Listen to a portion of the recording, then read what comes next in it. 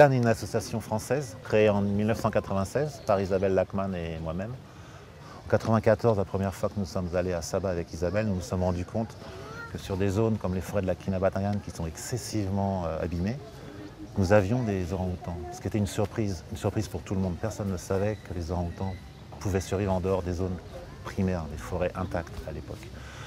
Donc nous avons commencé ce projet pour essayer d'étudier si effectivement les animaux qui se trouvaient dans les zones de la Kinabatangan étaient des réfugiés sur le point de disparaître, ou si c'était des animaux qui avaient été capables de changer leur comportement alimentaire, leurs habitudes, pour s'adapter et pour survivre sur des zones de forêt dégradées. Après 15 ans de recherche, nos résultats montrent qu'effectivement les orang-outans ont pu s'adapter à ce nouveau milieu et arrivent à survivre. Ils se reproduisent, ils ont changé leur mode de vie alimentaire. Ils, par exemple, passent moins de temps dans les arbres et plus de temps au sol, puisqu'il y a moins d'arbres, c'est difficile pour eux de se déplacer. Notre approche conventionnelle était de dire on va protéger des forêts, on va faire en sorte que personne ne vienne à l'intérieur pour déranger les écosystèmes, pour déranger les animaux. Et on se rend compte que l'essentiel de ces animaux se retrouve en dehors de ces zones qui sont protégées. Le palmier à huile est une industrie grandissante sur Bornéo, sur Sumatra, sur toute l'Asie du Sud-Est. Puisque ces zones peuvent abriter de temps en temps ces animaux, il est important pour nous d'essayer de travailler avec cette industrie pour trouver des moyens de gestion beaucoup plus rationnels et raisonnés de ces terrains, pour donner une chance aux orang-outans de survivre sur le long terme.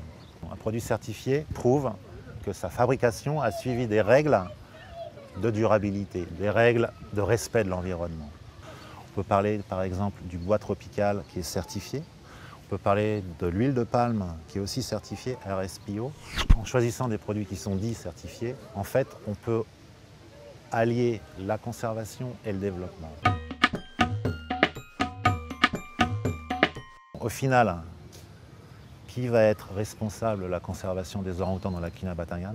Ce sont les gens qui habitent là-bas, ce sont les communautés locales. Au fil des années, nous avons développé plusieurs unités, en particulier par exemple une unité qui travaille avec les écoles, qui travaille à la sensibilisation des enfants, de la génération qui, dans le futur, va être en charge de gérer ces ressources naturelles, en charge de la conservation. Une unité qui s'occupe de faire respecter la loi. Donc ce sont des villageois qui ont le droit d'arrêter des contrevenants, des gens qui braconneraient, des gens qui couperaient le bois. Et c'est quelque chose de très prometteur parce que ce sont les gens eux-mêmes qui deviennent les garants et les protecteurs de leurs propres ressources naturelles. Les zoos ont acquis un savoir-faire qui peut être intéressant pour des projets comme les nôtres qui travaillent sur le terrain. Par exemple, nous construisons des ponts à orang-outans qui permettent aux animaux de traverser des rivières. Ces ponts ont été développés avec l'aide de gens qui travaillent dans les zoos, avec l'aide de gens qui sont habitués à gérer des populations captives d'animaux. Au final, les zoos ont accès à des millions de visiteurs tous les ans.